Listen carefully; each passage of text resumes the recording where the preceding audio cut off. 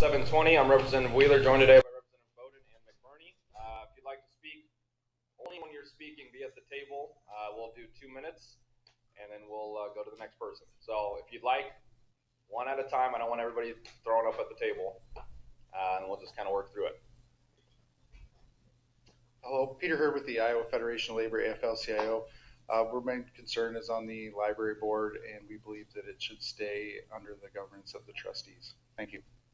Thank you. Next.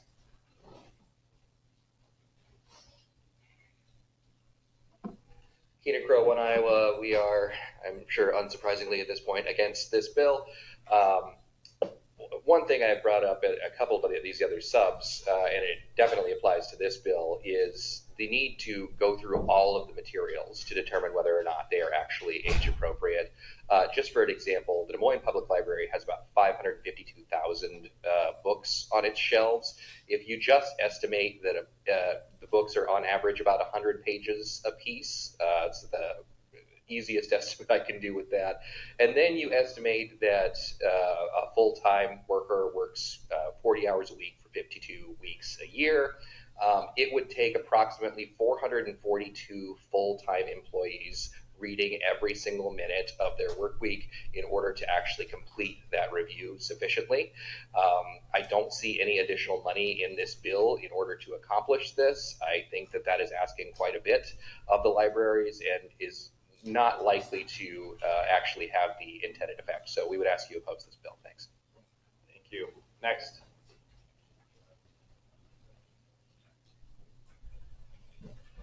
Terry Anderson. Hold on, sir. Just hit the little guy on the right. The little button on the right. Yep, hit it. Okay. Terry Anderson. I'm a veteran, retired project manager for the state of Iowa. The overhead that you're foisting, as he said, on them, I mean, you also have to have project managers and other people to implement it. You have to have a system to support it. You're talking about an unbelievable amount of money for guidelines that are given from where? Who provides these guidelines? Where do they come from? Do they come from here? Do they come from knowledgeable scholars? Are they coming from the people at the upper levels that maybe in the Epstein files? I don't know. But Thank you. Would you mind hitting that button before you leave? Perfect. Thank you.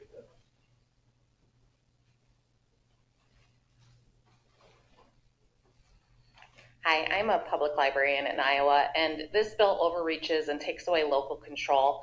The restriction of access component is quite honestly unconstitutional, and furthermore, it paints libraries and librarians as the enemy. Public libraries in Iowa are among the best in the nation. There are over 540 public libraries in this state, and we provide so many resources for the very small communities that we often are in. And we do that with very limited funding. This bill would shift financial resources and time to navigating what legislature determines is age appropriate. Age appropriate is not a blanket term that can easily be applied. It's important for parents to determine what is age appropriate for their own children. This bill also assumes that anything with sexually explicit content is obscene when it is in fact not. The Miller test already determines what is obscene, and there's not a single public library in Iowa that holds any content that is considered obscene by legal precedent. By withholding funding and removing library boards' governing power, this bill seeks to put the public libraries in the hands of city councils rather than the experts who already have that extensive training and experience, such as the library staff and board of trustees. Let's see, this bill has the potential to destroy Iowa's amazing public libraries and greatly impact those 544 communities where those libraries provide so many important resources. Thank you. Thank you. Anybody else? My name is Kathy Van Manen. I'm the director of the Huxley Public Library, which is also in a 2080 agreement with the Ballard School System, and we function as their middle school library as well. Last night at my Board of Trustees meeting, I introduced this piece of legislation, and they were slightly appalled. They are mayor-appointed, council-approved volunteers that serve the library well. One of my board members is a former councilman, and he literally guffawed at the thought that city councils would be responsible for collections in a library development. It's inappropriate, is the word of another councilman, and burdensome from another councilman that I contacted last evening. And I am in strong opposition to this legislation. Thank you. Thank you. Next, right here. Thank you. My name is Chris Stoner, and I'm the director of the Hiawatha Public Library. This bill makes sweeping changes to Iowa's libraries, and I don't have time here to go point by point about how damaging those changes would be to libraries as a public service. So instead, I want to use my time to address some common concerns I've heard expressed to me this week by supporters of these bills. Let me start by saying there isn't a single person in this room who wants children to be exposed to sexually explicit books. In my 7 years of working the checkout desk at a library, not once have I had a child try to check out an item that I wouldn't be comfortable handing to my own kids. Kids want to read their Cat Ninja books, not wander through the adult section looking for spicy content. Supporters of these bills argue that the presence of a few sexually explicit passages in a book that is located in a public space used by children and adults is inherently dangerous to children. But by that logic, was my childhood church endangering children by having multiple copies of the Bible on every pew? I don't think anyone here would make that argument. Luckily, I never stumbled onto reading the Song of Solomon, though. I was too busy doodling rocket ships. However, when my wife was 11 and studying her Bible, she read Judges 19 through 21 and was incredibly disturbed by the story of the woman torn for the 12 tribes of Israel. She had some tough conversations with her parents to work through that disturbing content and put it in context. And yet she, I, and many in this room see the value of having the Bible available in our public library, because we recognize that its presence in the adult nonfiction collection of our library is not an endorsement for children to read it without parental guidance, and we recognize its cultural and artistic value. In meeting after meeting over the past 2 weeks, I've seen supporters of these bills and legislators be dismissive of the concerns of educators and librarians. If you truly want to work on addressing concerns with public libraries, then bring librarians to the table rather than dismissing our professional experience and giving credence to bad faith arguments. Thank you. Don't pass this bill forward. Thank you. Am I hitting that? Thank you. Sir, down here, I know you went up earlier. You may go. Cody Cross with the Iowa League of Cities. We are undecided on this. We brought this to our policy committee, specifically on the local governance portion of this. There are some city councils that appreciate what we're bringing forward, and city managers coming from the budgetary oversight of library boards, but we also have several, and I would say many, local governments that appreciate the ability to work with their board of trustees as they are mayor and council appointed. So we are registered undecided on this due to some split in our policy committee as we have been discussing this bill. Are happy to discuss this further with all of you on the committee as the conversation moves forward. Thank you.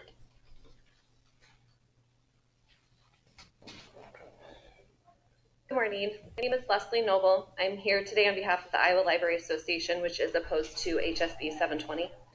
This bill removes control of public libraries to city councils, though councils and municipal and administrators have not asked for this responsibility. In fact, many do not have the time or the expertise to manage daily library decisions. When a similar bill was introduced in 2024, not a single one of the 214 surveyed elected or appointed officials indicated that they were in favor of this measure. Most importantly, this bill removes a city or municipality's ability to determine the governance structure that best fits its community, effectively stripping local control. HSB 720 would end confidentiality of minor library records from parents and guardians. Libraries already provide parents and guardians with options to supervise and guide their child's use of library resources. This bill would require libraries to make determinations about complex custodial arrangements and retain information about individuals who are not library users. This places libraries in the position of assuming responsibility for people with whom they have no contractual relationship and exposes them to greater legal liability. HSB 720 is another bill that wants to regulate problems that don't exist. Illegal content is already illegal. Libraries do not provide unlawful materials, and existing state and federal laws prohibit the distribution of obscene or illegal content to minors. Libraries have established policies and procedures to manage materials, address concerns, and respond to challenges. Parents have the ability to guide and supervise their own children's library use. This bill replaces local control and professional standards with a rigid framework that will punish libraries and harm communities across Iowa. This is one of several unnecessary, counterproductive anti-library bills in the legislature this year. Libraries and library workers are not the enemy. We are the hearts of our communities, serving people every day. We provide resources for learning and entertainment. We offer programs that enrich minds and strengthen families. Thank you. We have time for one more.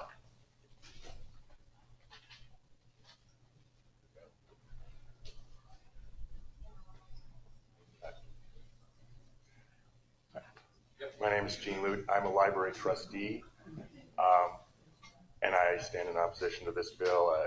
I spent my whole life in Iowa, and I never, ever thought I'd see the day where we'd be introducing year after year really what I can only describe as anti-library legislation. This is the third or fourth consecutive year where I've come down here.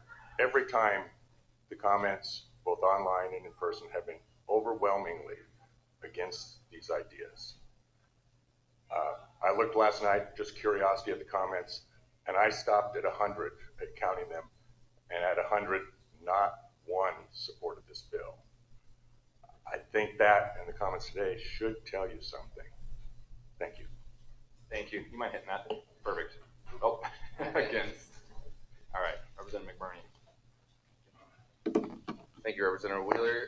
Just no surprise to anyone, I'm in opposition to this bill, but here are a few reasons why. The first one is the guardrails that are supposed to be put in place to help protect children, in my opinion, actually make it put children at further risk.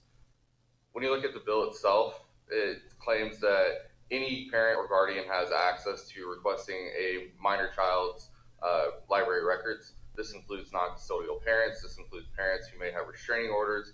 There is no definition to ensure that children are actually being protected from the people that they need to be protected from when providing these records to parents and guardians.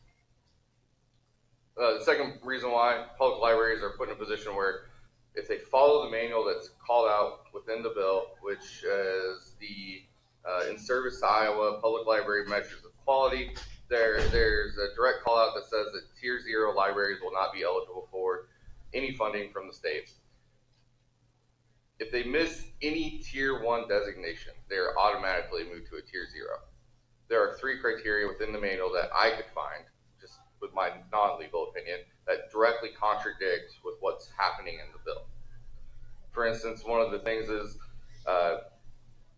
local library boards are supposed to maintain governing control over the trustees. This would shift it over to the city councils. Therefore, no public library in the state of Iowa would be eligible to receive funding under this.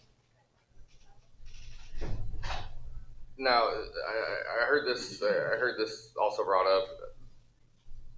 I know this isn't explicitly a book ban because within it, it just simply states that age appropriateness needs to be taken into consideration. I believe most libraries are already doing this. They have adult sections, they have young adult sections, teen sections, child sections. The problem becomes when you bring subjectivity into it, it causes libraries to have to overcorrect. And I think what we will end up seeing is very similar to what Kenan brought up, where we're going to spend an exorbitant amount of money and time trying to overcorrect for what's in this bill. Thank you. That'll conclude our sub. Thank you, guys.